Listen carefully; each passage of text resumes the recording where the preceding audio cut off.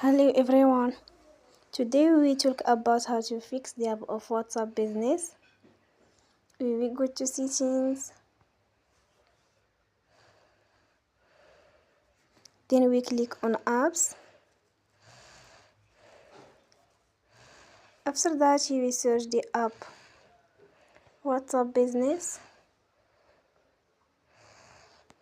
and you will click.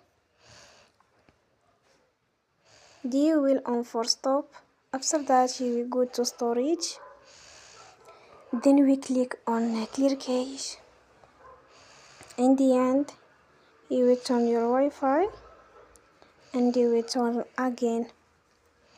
Don't forget to support us by like and subscribe. See you next time and thank you for watching.